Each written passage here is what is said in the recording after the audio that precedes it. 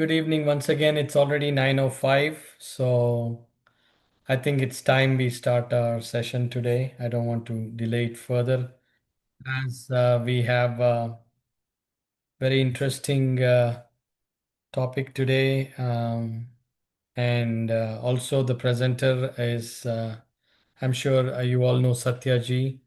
He also presented previously, I think, Puttaparthi Sai Baba. That's what he presented on.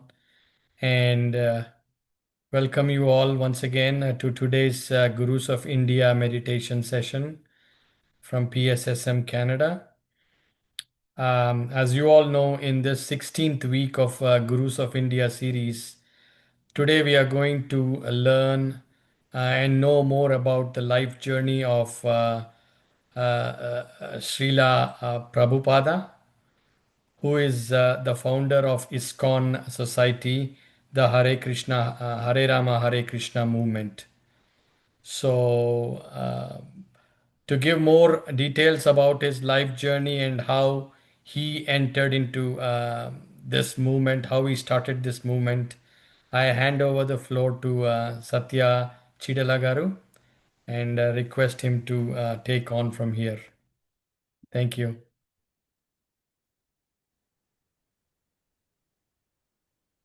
Awesome. Yeah, we can see the screen very clear. Okay.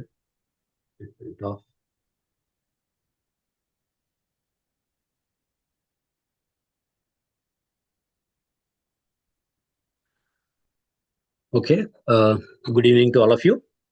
Let me begin my presentation by thanking Prem and Anu for this opportunity today to present Swami Prabhupada. Prabhupada surely is a very inspiring guru. He lived for about 81 years from 1896 to 1977. So let us explore more of Swami Prabhupada's background, his remarkable achievements, and also how he inspired many millions of people across the globe with his everlasting impressions to both Western world as well as other parts of the world, including India.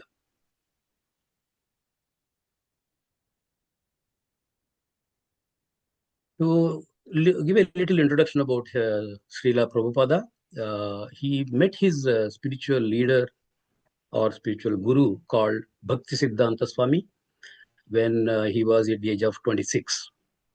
And then at that time, Bhaktisiddhanta, his Swami, he saw Prabhupada's fluency in English, and then he asked him to spread these spiritual teachings or Indian religious teachings to the Western world, because no Western world was hardly aware of our Krishna teachings or Krishna consciousness, etc.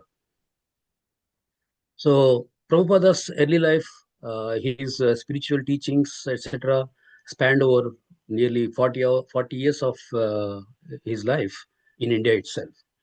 He was also praised in India with different titles because of his extraordinary spiritual knowledge, his teachings and writings. But again, he never forgot his guru's orders, Bhaktisiddhanta's orders that he should spread spiritualism in English to the Western world. So he took the duty as a guru to convey the message of Krishna or Bhagavad Gita, rather Krishna as found in Bhagavad Gita. That's the basic message that he wanted to pass on to the entire world. Following that, Prabhupada traveled from Calcutta to New York City in 1965, when he was at 69 actually. At that ripe age, he traveled to America. He traveled in a cargo ship with about 200 volumes of books of Gita and other things. But again, he knew no one in America.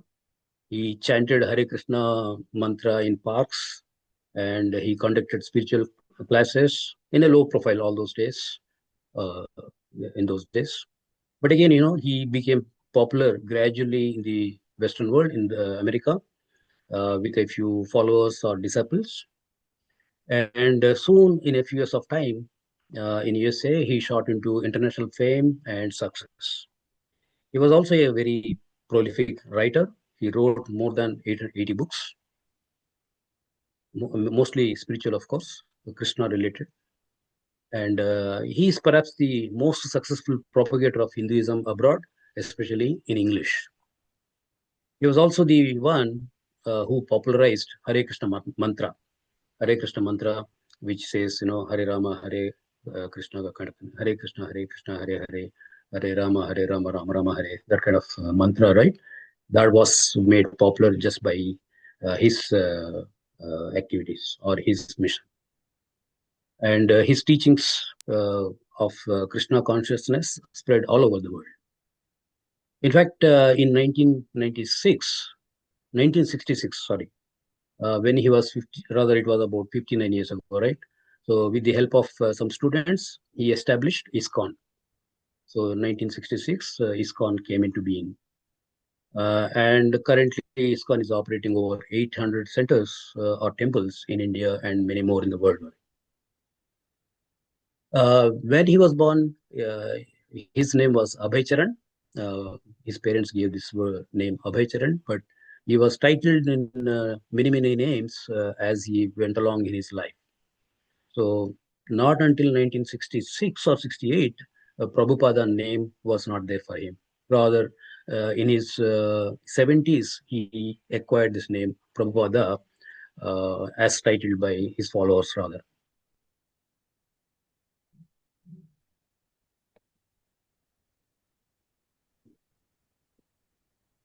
In 2025, in this year, he was titled as a Vishwaguru. He's not only an excellent spiritual guru, but he was also titled as Vishwaguru in this year.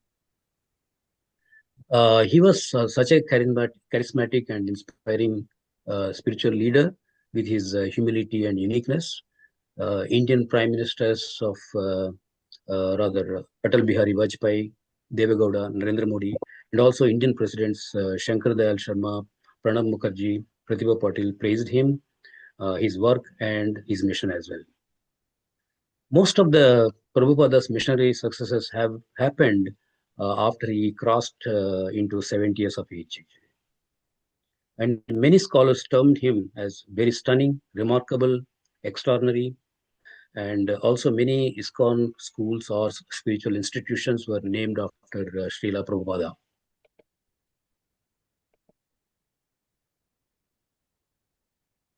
So just to look into his early life or his childhood, he was born in Calcutta on September 1st, 1896. And his father was given by an astrologer some very interesting predictions or astrological predictions that, at the age of 70, he would cross the oceans or go to other parts of the world.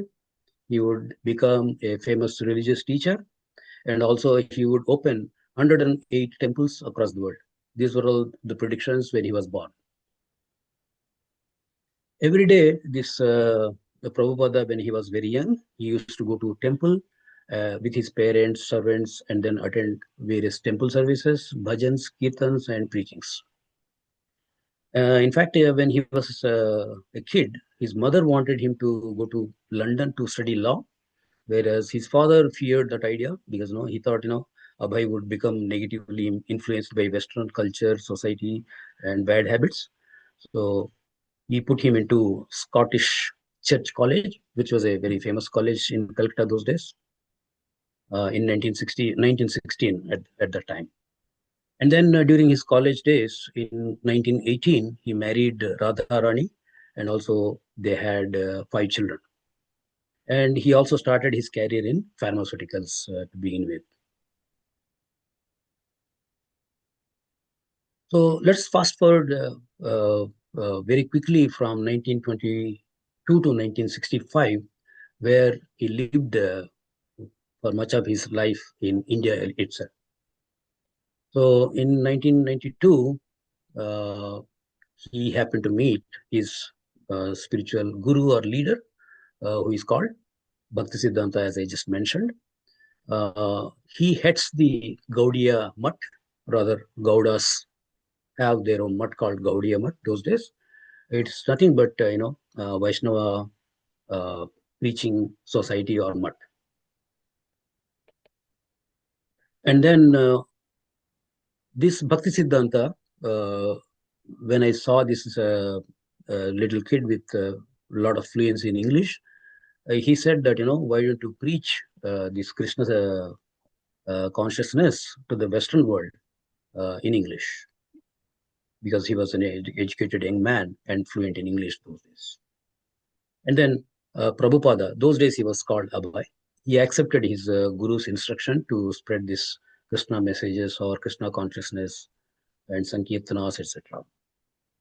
And then later on, he also received Diksha from his guru, Bhaktisiddhanta. And then at that time, during that Diksha time, he was given the name, he was named as Abhay Charanaravinda. So Abhay Charan became Abhay Charanaravinda from then. And then later on, Bhaktisiddhanta died in 1937. But before he died, he wrote a letter to Prabhupada urging him to teach this Gaudiya Vaishnavism or Krishna consciousness in English. And then in 1939, he was titled as Bhakti Vedanta. So that means Bhakti means devotion, Vedanta means the culmination of Vedic knowledge. In fact, in 1950, he legally took the name of AC Bhakti Vedanta. AC stands for Abhay Charan or Abhay Charan or Arvinda Bhakti Vedanta. And in one day, Bhakti Siddhanta, his guru, came into his dreams and then ordered him to take sannyas also. So that means, he was to renounce order of life, and then he took sannyasa in 1959. And when he took sannyasa, he was again named differently, which is called Bhakti Vedanta Swami. That's the name he was given at that time when he took sannyasa. During his sannyasa time, he stayed in Radha Damodar temple, sorry. And for nearly 3 years, it was 1962 to 65, almost like, when he was 69 years of age, he was there in the temple. And then in 1965, he journeyed into United States. That's where the history starts to begin.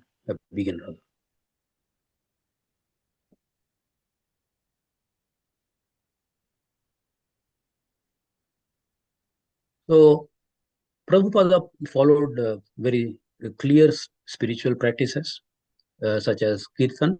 Kirtan means a description or a praise to the Lord Krishna. Sankirtana means, Kirtan performed by people together. And Prabhupada also used to play harmonium during sessions. In 1974, he did a spiritual practice in Krishna Sankirtana, in which people musically chant together the names of the Krishna, especially in the form of Mahamantra. So during those days, Prabhupada made constant association with saints and association with devotees also. And there were very strict initiation vows, rather. Rather, people have to follow very regulative principles, whoever joins his mission. So what are those regulative principles? One is no illicit sex, that is, no sex outside the marriage, no eating of meat, fish, or eggs, no intoxicants also, that is, no drugs, alcohol, no cigarettes, no coffee, not even tea, and also no gambling. So he also used to institute daily classes on Bhagavatam or Bhagavad Gita in all his centers. He almost spoke every day Bhagavatam wherever he was there.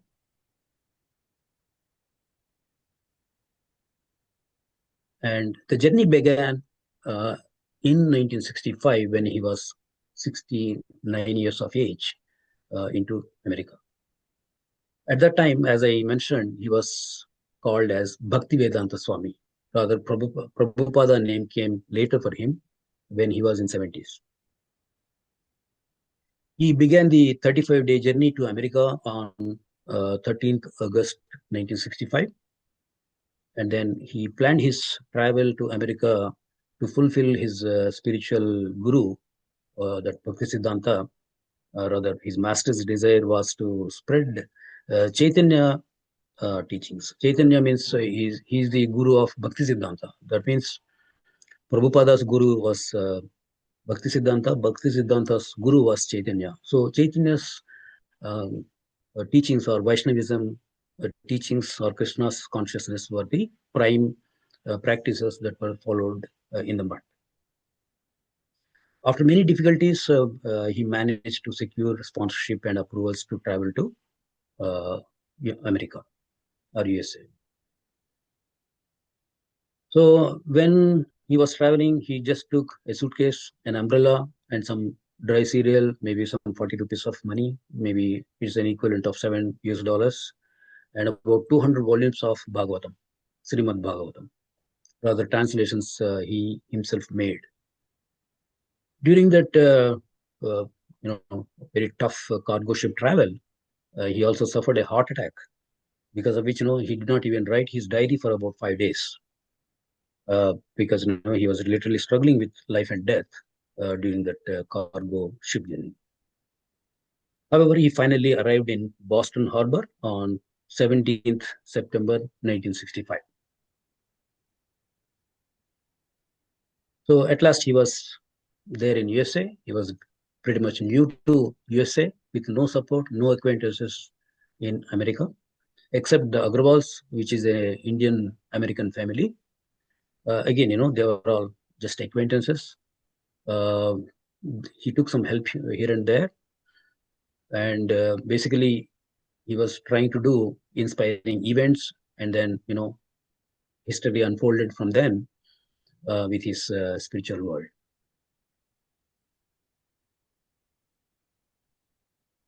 And then in USA, he stayed in various places with the help of some early followers and with very, very humble beginnings. However, at some point of time, he found a place to stay.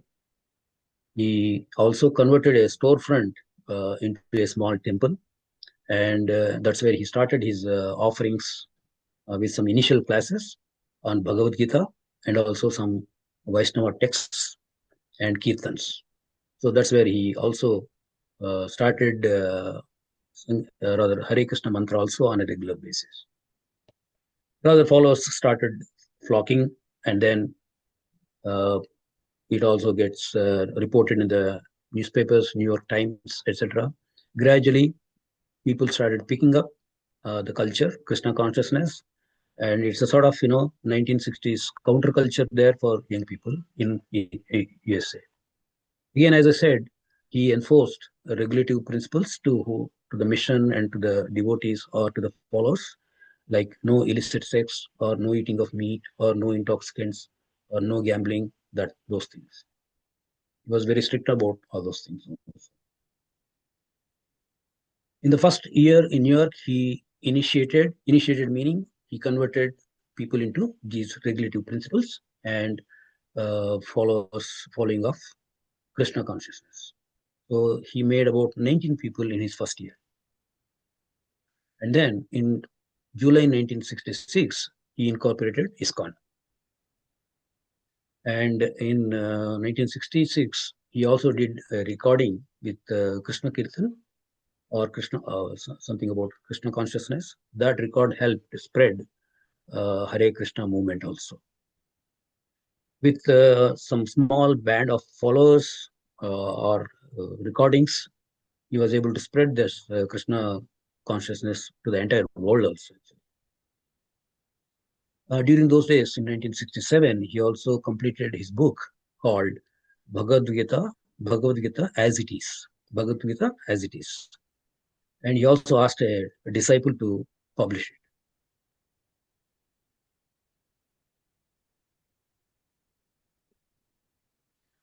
So basically, Prabhupada's teaching is surrounded with bhakti. What is bhakti? Bhakti means, as per him, we're all tiny but eternal parts of Krishna. That means our natural engagement lies in serving Krishna, like a hand serves the body. Within every living being, is an eternal loving relationship with the absolute meaning Krishna. The eternal service in devotion to Krishna is nothing but bhakti. Bhakti is both the end and how to achieve it as well. Bhakti is a powerful transformative process that purifies the soul, and also it enables to see the God directly.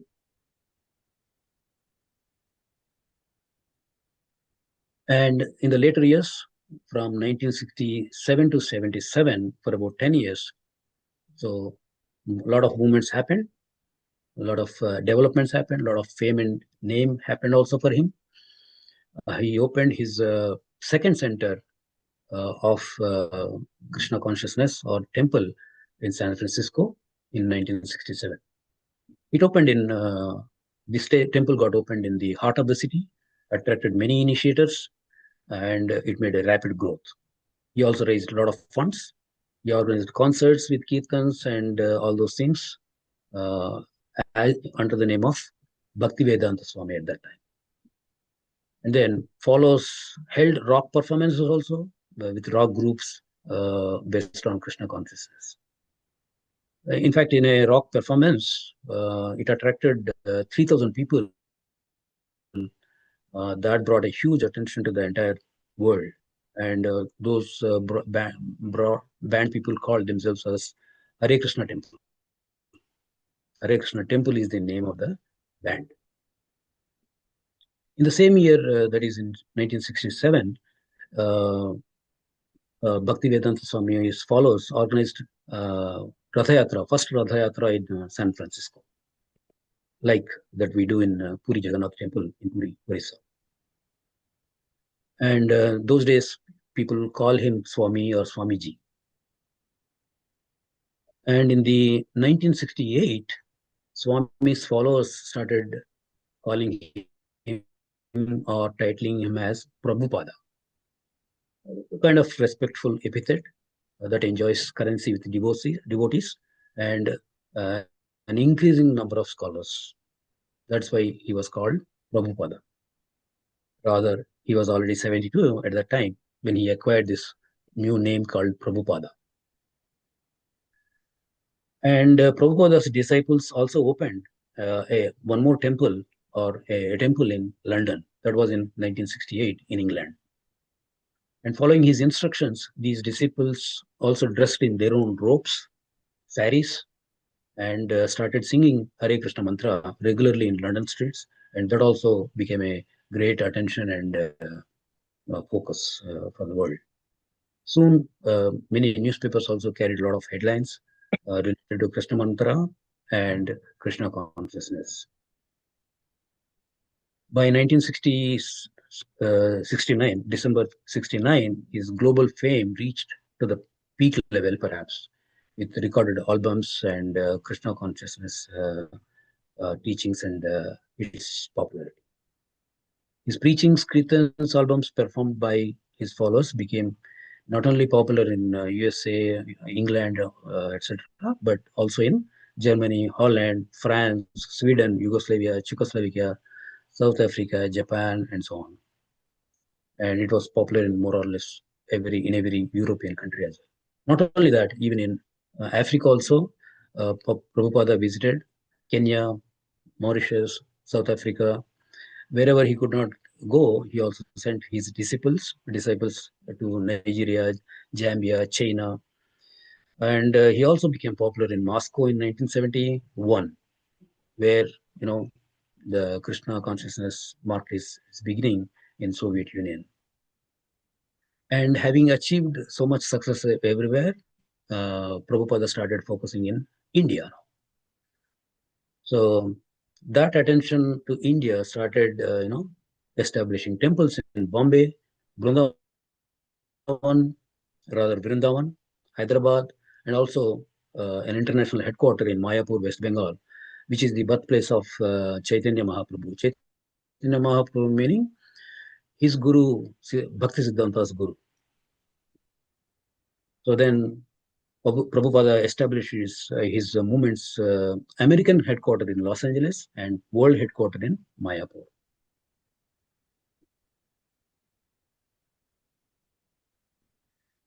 As I said, he was also a prolific writer. He wrote more than 80 books.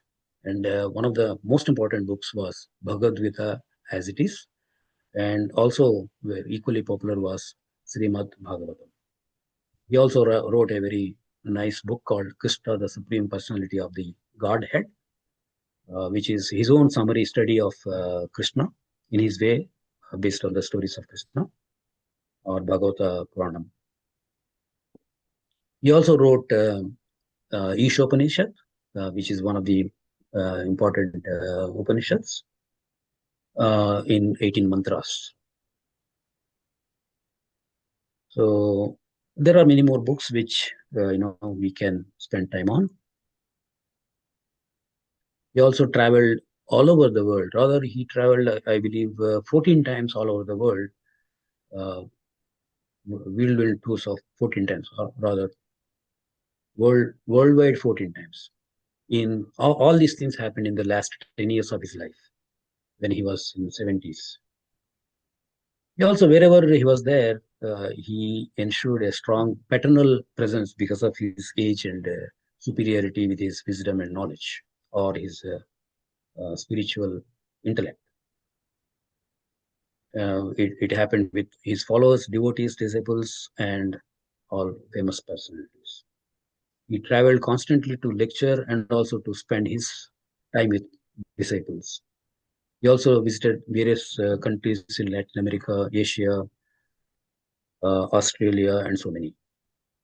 He also was writing letters very, very frequently. I think there was a count of more than 6,000 letters that he has written. Though all those letters were collected and then kept in Bhaktivedanta archives. On 14th November 1977, he went into Samadhi at the age of 81. After a long illness, he passed away. And he was uh, given a Samadhi in Krishna Balaram temple there in Vrindavan.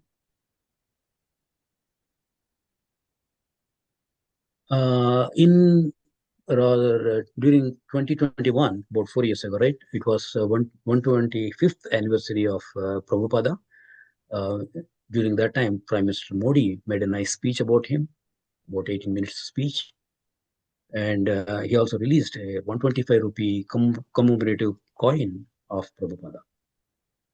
Because, uh, at that time, he commemorated him by explaining his teachings of Bhakti Yoga, Vaishnavism, which aroused interest worldwide that made a lasting contribution to the world.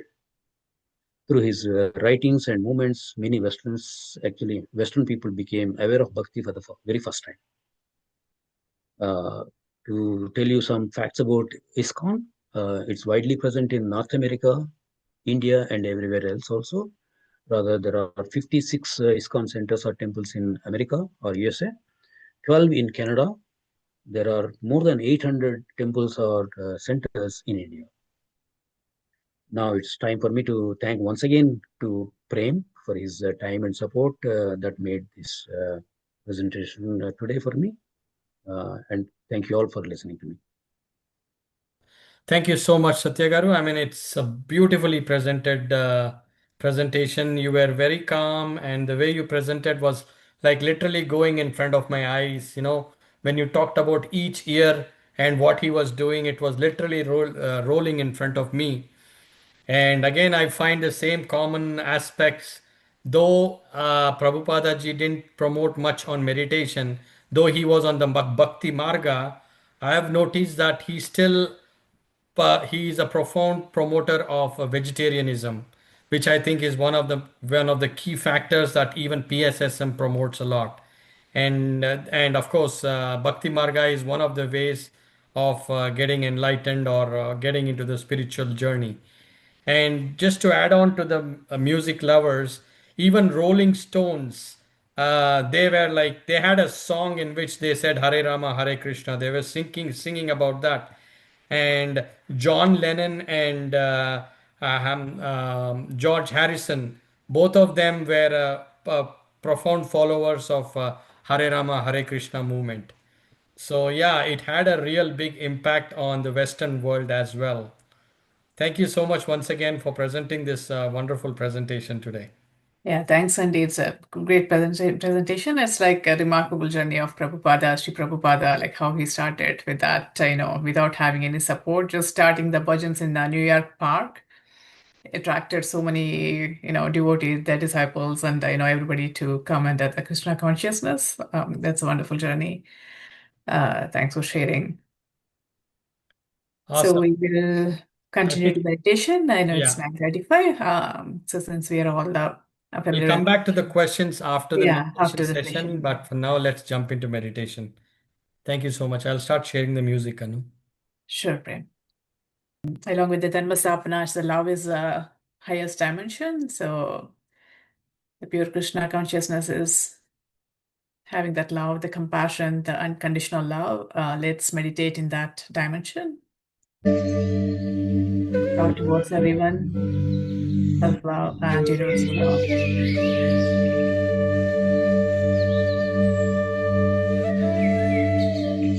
Anu, are you able to hear the music? Yes.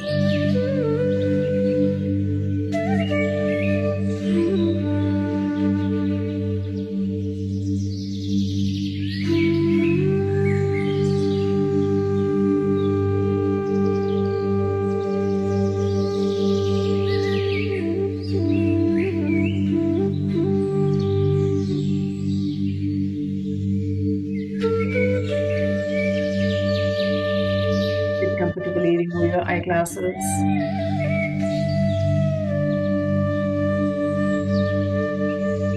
Take few deep breaths,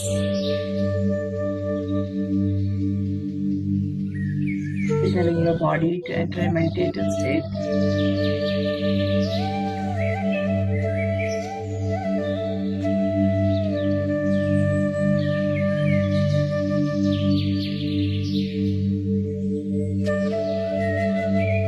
Let go of everything around you. Time to begin the inversion.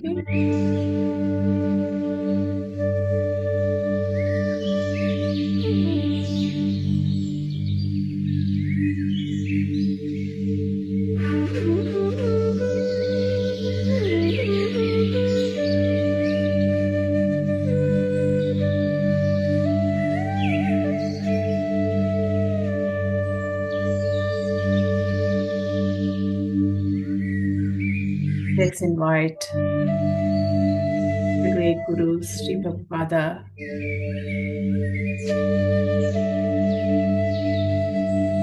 Sri Chaitanya Prabhu,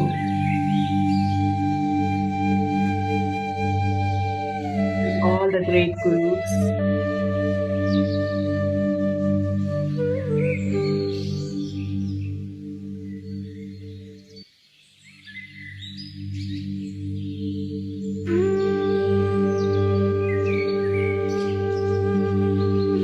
Connect to the group consciousness, the Krishna consciousness.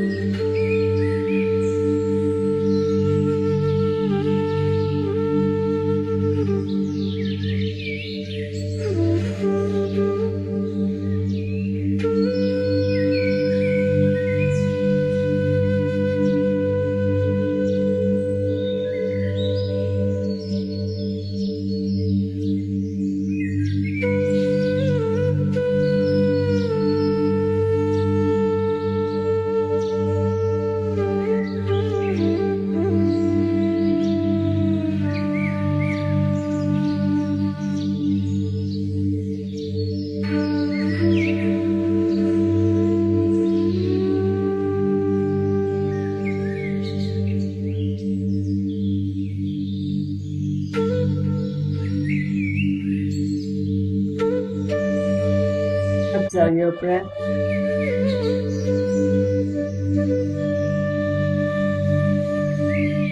Your 100% awareness onto the rhythm of breathing. Slowly dive into the Krishna consciousness,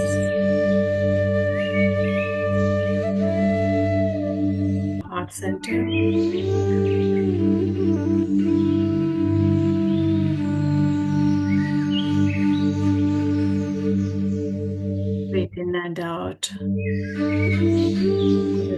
beautiful energy center.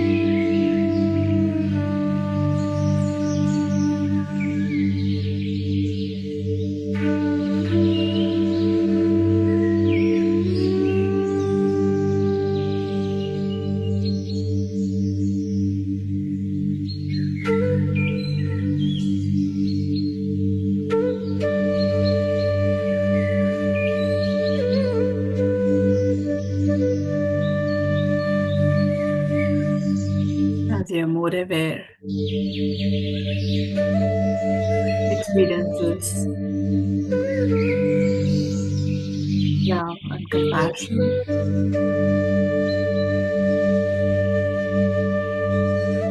unconditional love towards all the beings, everyone in your life.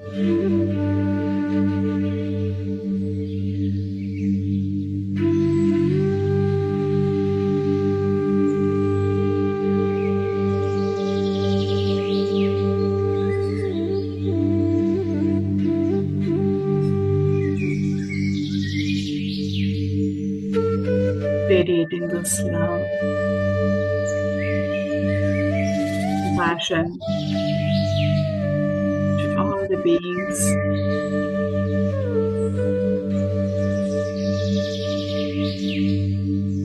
entire universe.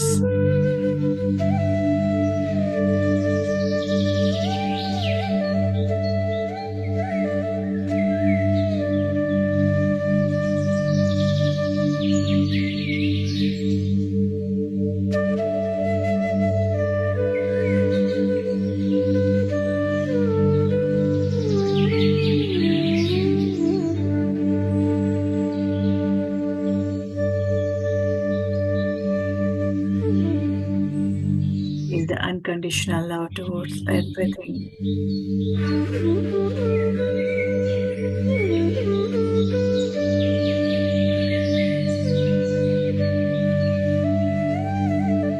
Experience this beautiful Krishna consciousness radiating within, all around you.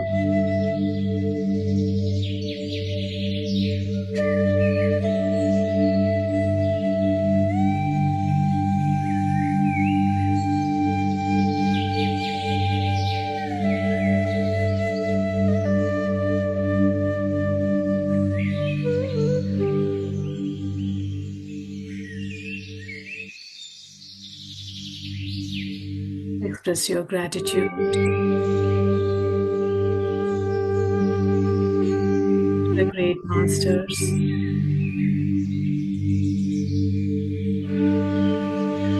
for aligning you with Krishna consciousness, experiencing this unconditional love.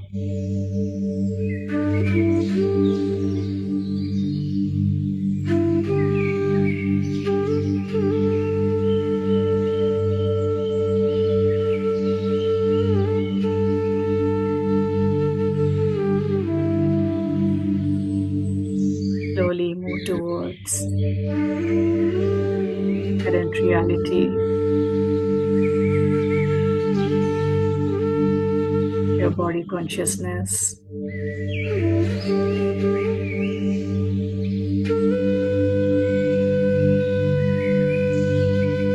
the present moment,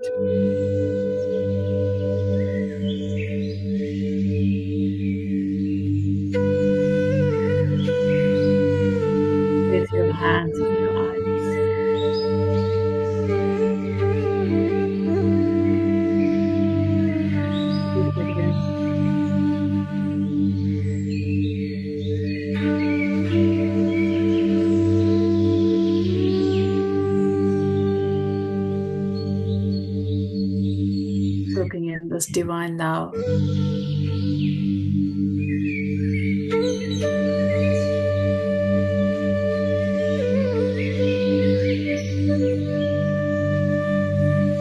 Feel the joy and compassion in your heart.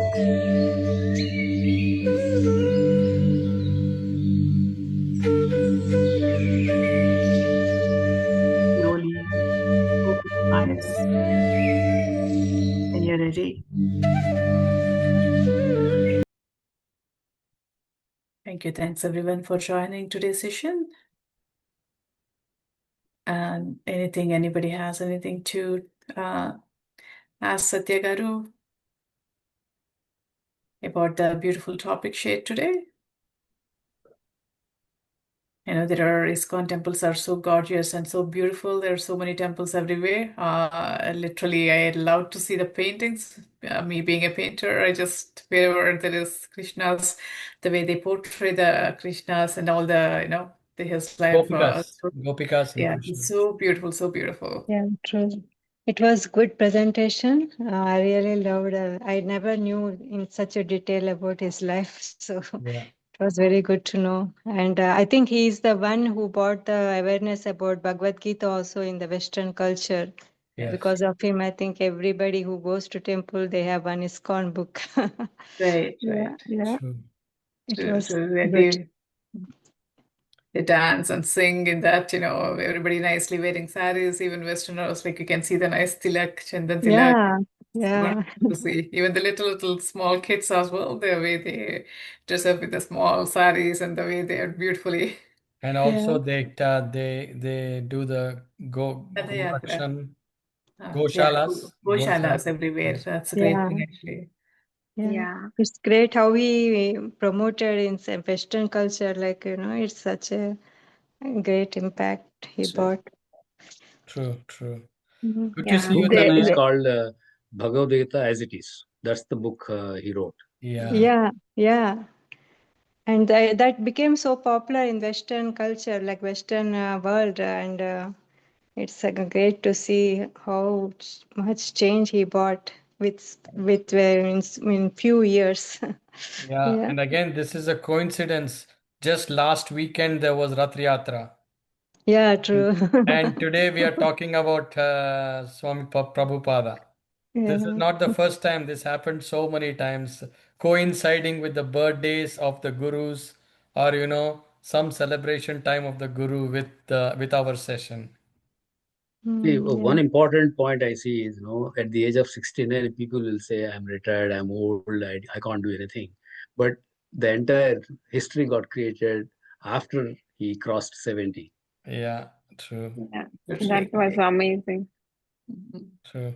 Yeah, Yeah. there is this in US. There is this place, New Vrindavan. It's near to Pittsburgh, like 1.5 hour. It's Yeah, a yeah, Yeah. Virginia, it's right? a West yeah Virginia. West Golden Virginia. Palace. Yeah, yeah. Yes, we've Yeah, been there. It's really Beautiful. good. yeah. Beautiful place. Every year we go for 3 4 days. We stay there. Yeah, It's a it's a very beautiful. beautiful. There is a big Goshala there, and yeah, we had Yes, a yes. chance to go there, I think, few years ago. To the So, milking of the cow, even the Yeah, Yeah, children yeah. yeah, they experience that. promote that Goshala also. Like it's so amazing. They build for Yeah. the Westerners. They like it's they have to know how important cow is to us. Like, true, and they true. do that very well.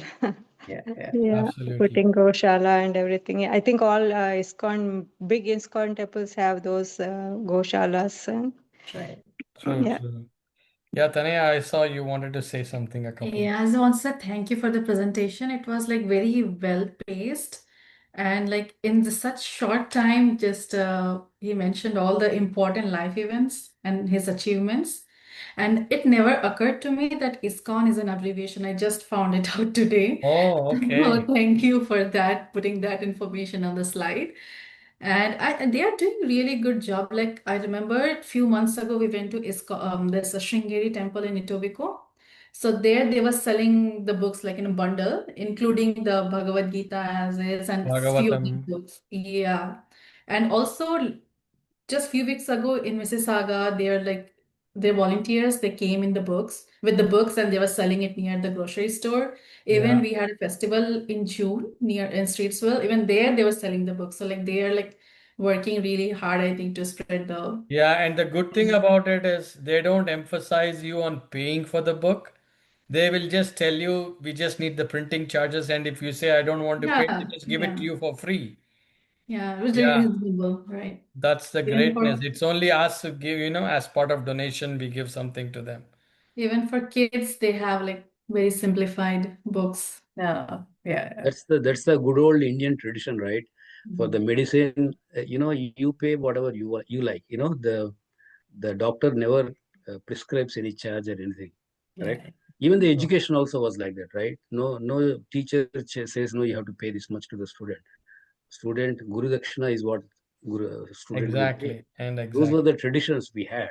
Unfortunately, the Western world has changed everything for us. Yeah, true, true.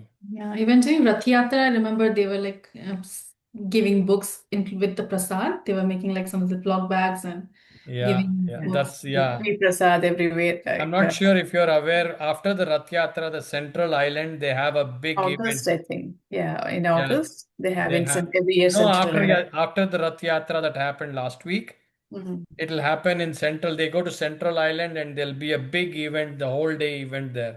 2 days event. Yeah, yeah. Yeah, it's worth Yeah, visiting and meeting people there. Yeah. yeah, It lot was- of celebrations like Yeah, dances, paintings, yeah, yeah. all those things. Are there. Awesome. Also, like recently, they opened another temple near Mushkoka. It is also a Oh, okay. beautiful one. Yeah. Yeah. I think a big temple is coming in Vrindavan in India. It, I believe, is the tallest Gopuram it has. It's one of the tallest structure. Near Mathura, right? Yeah, Vrindavan. near Mathura. They are building that temple now. I think it's going to be inaugurated this year or next year. Yeah. Anyways, there's always a lot to talk about Shri Krishna. So I think considering the time, it's already 10:15. We will call it a day. And once again, thank Satya Garu for a wonderful presentation today. Thank you so much. Thanks, Until Chetan. next week, good night and have a wonderful weekend. Thanks, Thank you everyone. so Good much. Thank night. you. Have a Thank wonderful night. you. Everyone. Good night. Thank you.